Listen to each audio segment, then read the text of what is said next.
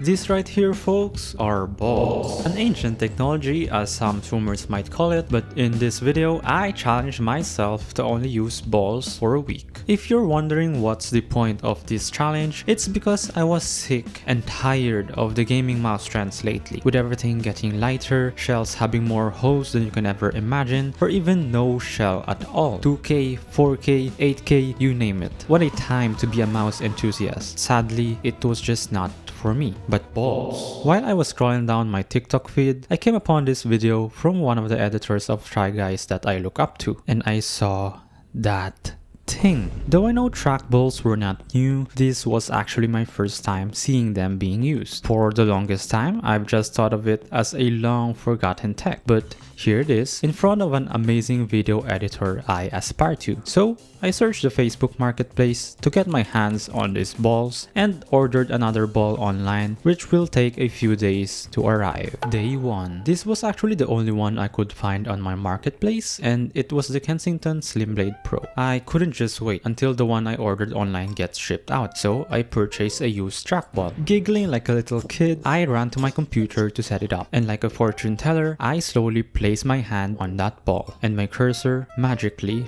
moved. Surprisingly enough, it was not as hard to use as I had imagined. It feels like a regular mouse, but I was just so happy moving it around. However, the buttons were a bit tough getting used to, especially on this model since they were not the best. But the next trackball apparently fixes this. The following day, the trackball already feels normal to my hand, and the buttons are the only factor that's giving me a hard time. Grasping to hold the button with my thumb and then using the trackball to navigate is a motion I was not used to, because with a regular mouse, your entire arm is free to move while mashing the buttons. By the way, I'm a full-time video editor, so my task doesn't need that much precision control. I also don't play a lot of games, and when I do, it's just TFT. The third day is when the trackball I purchased finally arrived. I present to you the Kensington Expert. With a whopping 4 buttons, a clunky scroll wheel that flings around, a detachable wristpad, and an insane 400 DPI. Yeah, I didn't read the full spec sheet when I ordered this one. I was actually so close to returning this ball, but there was just something enough that made me love it, even with its underwhelming features. So I stuck around with it, with the rest of my day using only the Kensington Expert.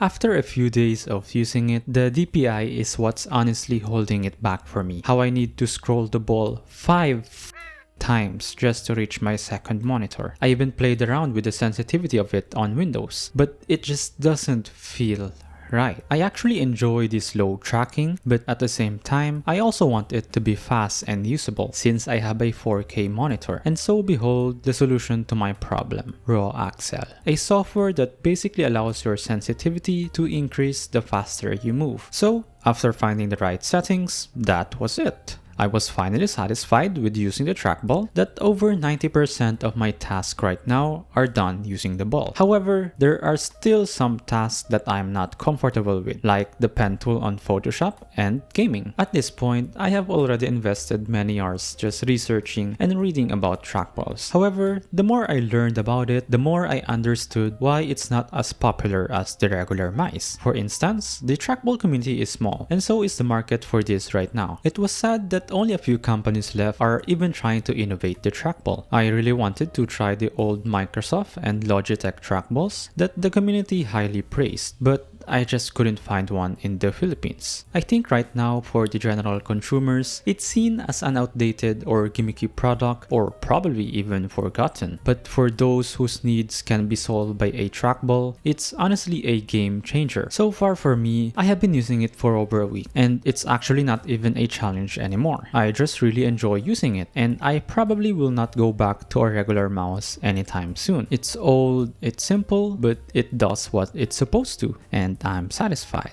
I guess that's why I didn't talk about the ergonomics and stuff, because that's all personal preference. And I am also not an expert. I know it is not the best, but I'm sure there are some people out there who'll be able to share the same joy as I got with trackballs. Hopefully this video reaches the right audience, and I have encouraged others to try the trackball as well, since I believe it's one of those old technologies that deserves to stay. I doubt it will be obsolete, but I'm just wishing more people and companies pay attention to it. That's all for me now, and I'll catch you on the next one.